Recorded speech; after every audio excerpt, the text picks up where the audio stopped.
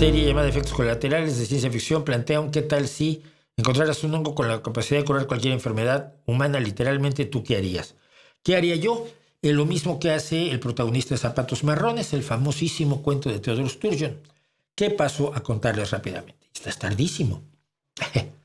En Zapatos Marrones, un señor que es medio hippie y que tiene una novia totalmente hippie, él se llama Mensch, que es hombre, o ser humano, y ella se llama Fauna, que es animalito. Entonces ella se enamora de él porque él afina la guitarra como lira, como... Ay, no, tiene una afinación particular, ahora no me acuerdo cuál es.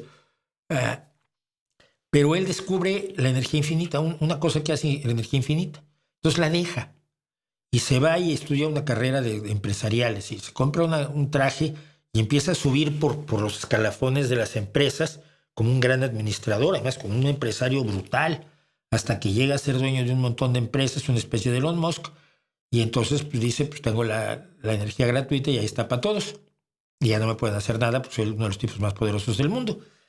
Y entonces él regresa con ella en su limusina, obviamente, y ella lo desprecia porque él optó por ser un potentado, cuando lo único que hizo él fue precisamente crear las condiciones necesarias para que al sacar una cosa que haga energía infinita, que te lleva al mundo post-escasez inmediatamente, porque de pronto ya tienes bombas en todos los pueblos africanos y tienes vuelos sin contaminación y tienes vehículos que no necesitan una tecnología demasiado desarrollada y tienes riego y lo tienes todo, la energía es todo.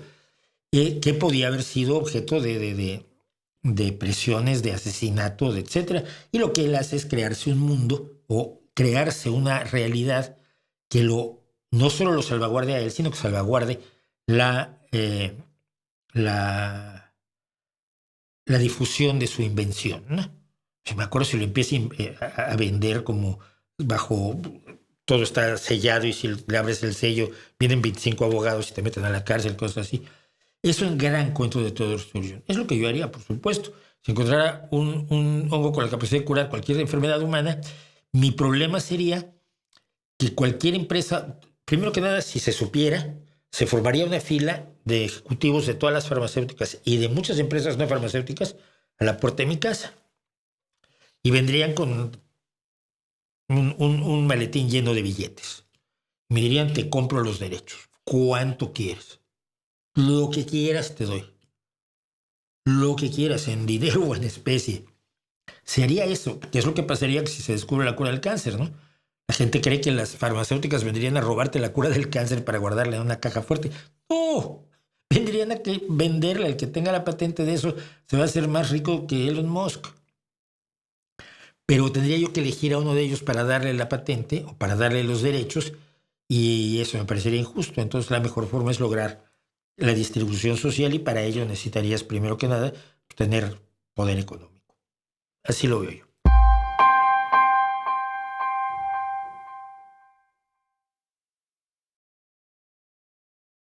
No destruirías a la industria farmacéutica. No la destruirías, la recrearías. Porque un hongo puede curar, ¿qué puede curar? Infecciones. Puede curar el cáncer, pero no puede curar la diabetes.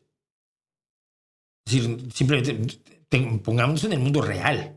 Puede curar infecciones o puede curar el cáncer o puede curar ciertas afecciones, pero no puede curarlo todo, no puede curar una fractura.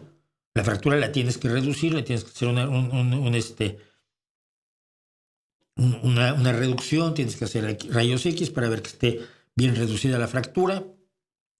Luego tienes rayos X a los 15 días para ver que no se haya movido la reducción de la fractura. Luego tienes el yeso. O sea, la industria farmacéutica hace todo eso. Más los analgésicos para el dolor, porque cuando te rompes un hueso duele. Mi hijo se rompió una mano hace un par de años. Entonces, no la acabarías, no la destruirías, pero sí le crearías una serie de problemas.